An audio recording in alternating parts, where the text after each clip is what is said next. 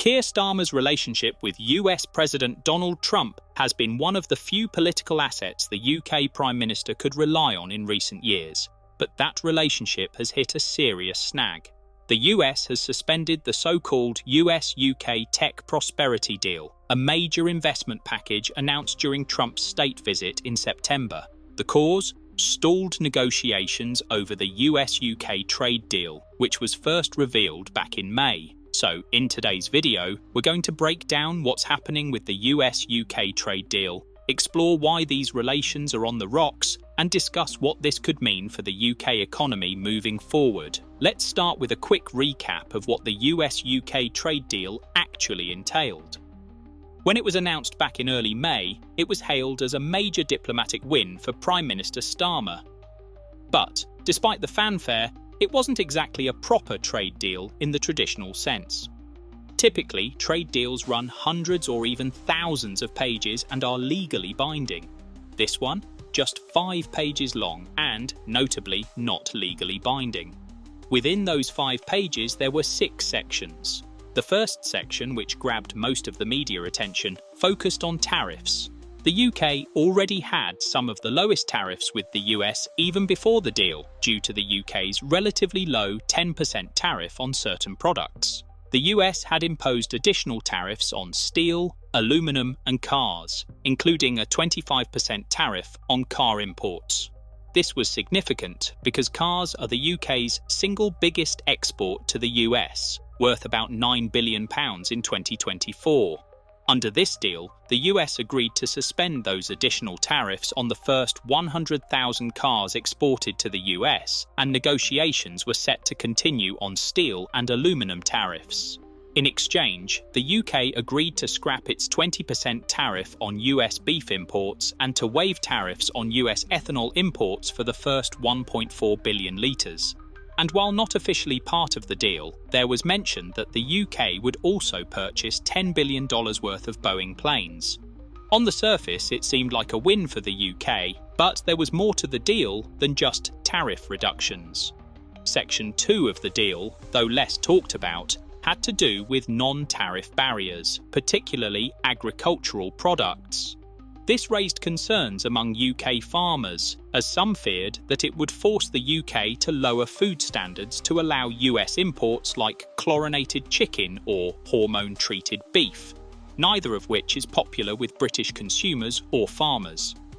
In the aftermath of the deal's announcement, Starmer's team reassured the public that these were not on the table. But unfortunately for Starmer, this was far from the end of the story.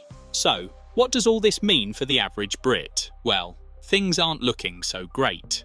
The latest reports suggest that relations between the US and the UK, specifically around trade talks, are hitting a serious roadblock. The key issue? The lack of progress on reducing non-tariff barriers. The US is reportedly unhappy with the UK's failure to reduce these barriers, which has led to the suspension of the much-anticipated Tech Prosperity Deal.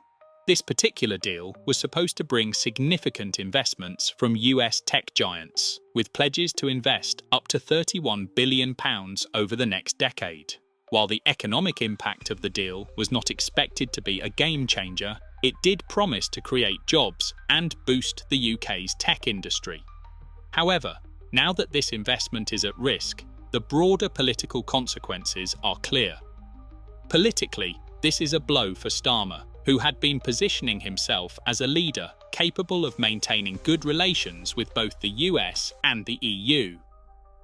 A collapse in these talks, especially with the looming leadership challenges within his party, could put his position in jeopardy. The public will likely feel the economic fallout too. While the direct effects on the UK's GDP might not be huge, the political ramifications could cause more uncertainty, affecting everything from consumer confidence to investment flows.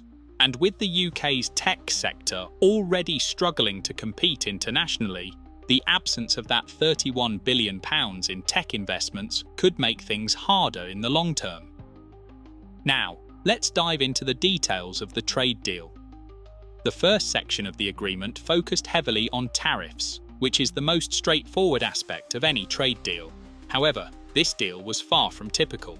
The US agreed to temporarily suspend some of the additional tariffs on cars and negotiate tariffs on steel and aluminium.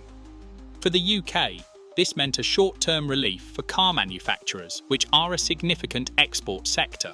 But this deal was largely about setting the stage for further negotiations, and therein lies the issue. The UK agreed to reduce tariffs on US beef and ethanol imports, but the US was looking for more.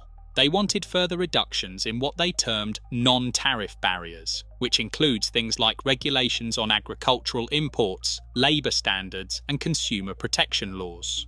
The most contentious issue here, of course, is the fear that the UK might have to lower its food standards. Since Brexit, there's been constant tension about how closely the UK will align with EU food standards versus US standards. Under the Trump administration, these non-tariff barriers were a top priority for US negotiators, and they remain a sticking point in current talks.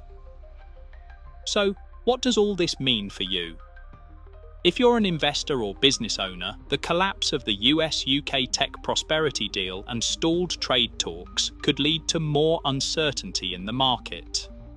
The tech investments that were promised, while not huge in the context of the entire economy, were set to create jobs and bring in capital for innovation. With these investments now up in the air, UK tech companies may need to rethink their strategies or look for new sources of funding. For the average Brit, the collapse of the deal could lead to indirect economic impacts, particularly if trade tensions continue to rise. The UK may struggle to secure better terms in future negotiations with the US, and if consumer products from the US face higher tariffs or restrictions, prices could rise. Additionally, if the UK doesn't secure a good deal on steel and aluminium, industries reliant on those materials could face rising costs, potentially leading to job losses in manufacturing. From a political standpoint, the collapse of this deal also poses a challenge for Starmer.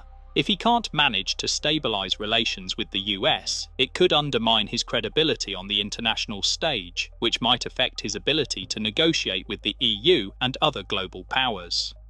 In the long run, this could hurt his domestic agenda as well, especially if voters begin to perceive him as ineffective or incapable of securing benefits for the UK. Looking at the political implications, Starmer has always positioned himself as a leader capable of bridging gaps. But this breakdown in US-UK relations might challenge that image. On one hand, Starmer was lauded for his diplomatic savvy in keeping Trump engaged, despite the volatile nature of the US administration. On the other hand, these trade tensions suggest that Starmer may no longer have the Trump whisperer status he once enjoyed. Politically, if the UK doesn't get its act together on these trade negotiations, it could affect more than just trade deals. It could affect public confidence in Starmer's leadership. For Starmer, the failure to manage these negotiations could further embolden his critics within the party, especially as leadership challenges loom closer. What do you think about the current state of US-UK relations and the fallout from this suspended deal? How do you feel about the direction Starmer is taking with the UK's foreign policy? Let me know your thoughts in the comments. Do you think this setback will harm Starmer's leadership in the long run, or is this just a temporary bump in the road? I'd love to hear your opinions.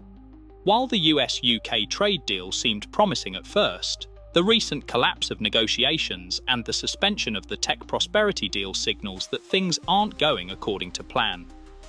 Politically, this puts pressure on Starmer at a critical time, and the economic implications, though not immediately disastrous, could affect everything from consumer confidence to investment in the tech sector. Thanks for watching. Don't forget to subscribe for more updates on UK politics and economics, and feel free to share your thoughts on the current state of the US-UK relationship in the comments below.